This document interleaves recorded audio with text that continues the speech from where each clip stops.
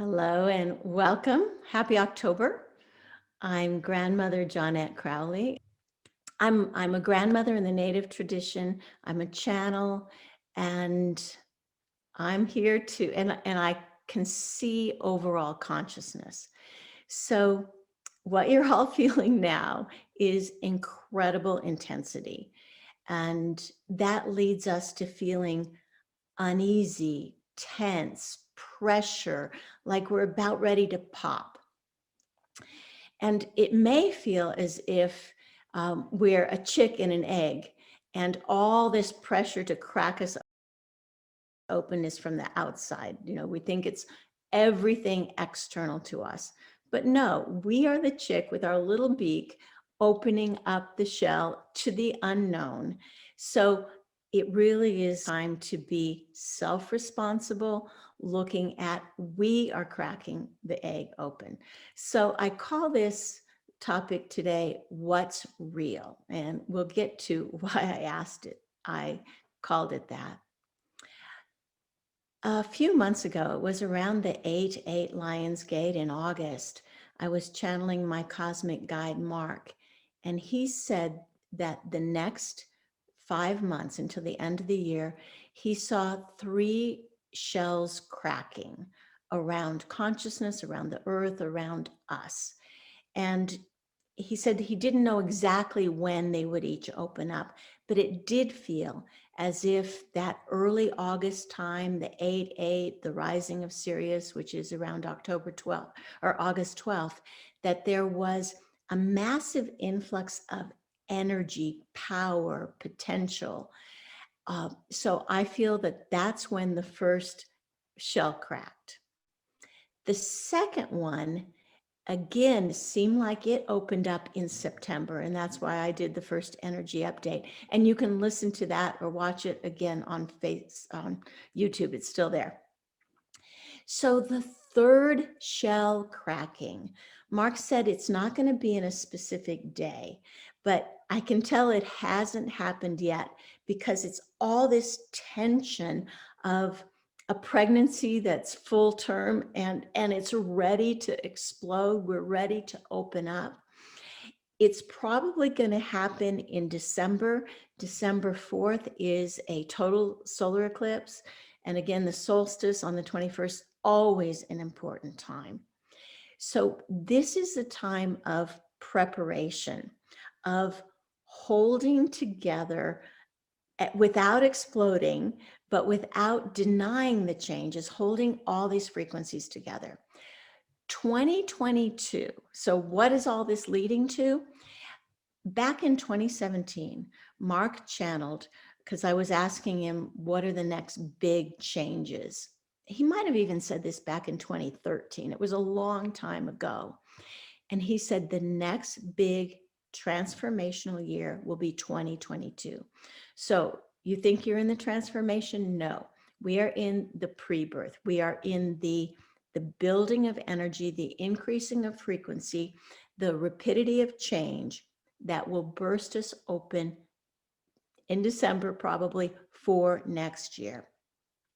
It's death, it's transformation, it's rebirth, but the fragility we feel feels like hopelessness, helplessness, paralysis, perhaps.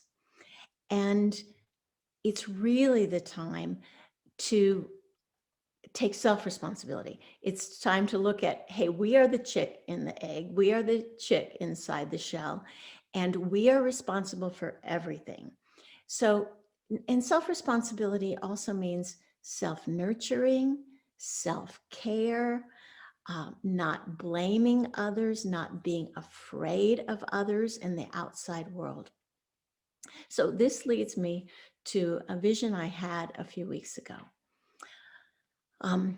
When I first became a grandmother, I was given, and this is not a physical grandmother, it's a grandmother in the Native tradition as a world elder and leader. I was given access to these council meetings on the inner planes of Shambhala of the Shambhala grandmothers and elders throughout the cosmos. So a few weeks ago, I decided I wanted to check in with the Shambhala grandmothers to see if there was any messages from me. I went much higher than that. I went to a world, I couldn't see anything, but I could feel it was very different than the highest place I had ever been. And I ask subconsciously, where am I? And I hear the star mothers. So I'm not in Shambhala, which is kind of this space of enlightenment for humanity, but I'm in the star systems with not grandmothers, but mothers. And the communication was odd. It was very staccato, just short sentences, as if they were being translated from languages that I couldn't understand and were synthesized in a way that I could understand. So the first words I hear, and I don't see anything, are, we're the star mothers. And, and then I hear, we've made some changes. So my next question is, of course, what has changed? The short answer was, we've taken some technology away. My sense is that there's incredible technology that is hidden from us mere mortals, that is in control of people who are not people, and maybe extraterrestrials who do not have our best interests in mind. So it seems like the Star Mothers took some very powerful technology away. How they do it, I don't know. I wasn't asking questions and they weren't conversational. So then I asked, what can we do to support this? And I got, it is done. So like, they don't need my support. But then I asked again, what can we do to support ourselves? And the answer was two words: dream big. So that was such an important answer, because again, our dreams get smaller and smaller as we get more afraid. So I did my October monthly meditation that I channel every month, and the topic is dream big.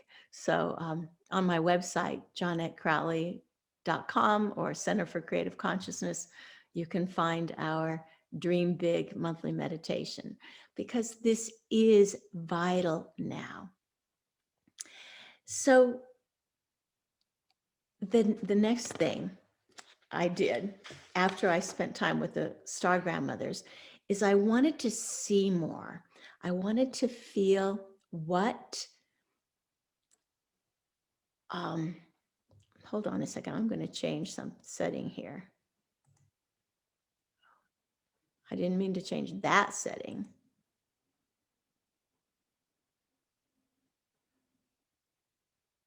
All right. This one I want. Okay.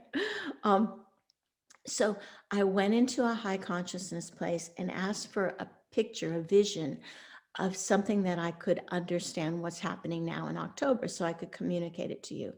What I saw was a wormhole, kind of AKA Jodie Foster in Contact, going through this cosmic wormhole. What was interesting is it had definition. It had like spirals in it, but it was all mirrored. And my understanding from seeing that is everything is reflecting back to us. Whatever we put out, our whole reality, our wormhole, our transit lounge is totally a reflection of us. And Mark has always said, reality is a reflection of your level of consciousness. So I followed this mirrored wormhole, and I was surprised. I was very surprised by this. Instead of going someplace, it separated into two. And I was reminded of your trachea, your bronchial tubes coming in, and they separate, the airways separates into your two lungs. So it looked like that. And I was very concerned. Why two? I want our world together. I don't want this bifurcation. I don't want this polarity or separation. And then I was shown and reminded of this physics experiment that you've probably read about the double slot experiment that was first done in like 1802. And what they did is they shine photons or light through two slits and had a screen behind it to see if light functioned mostly as a particle or wave. And what they found is, in an odd way, light is particles and waves. They've done this double slit experiment before at other times. And at first it was just photons, and then they did whole atoms. And recently they've been able to push whole molecules through these slits. But on the screen, what shows up isn't that this molecule ended here and this molecule landed here. It shows a wave pattern of interference, that those two particles that seem separate actually interfere, complement, are interdependent with each other, which is, of course, the wave theory, not just the particle theory. Well, I only just heard that molecules would do this. Well, we are made up of molecules, so we are absolutely wave and particle too.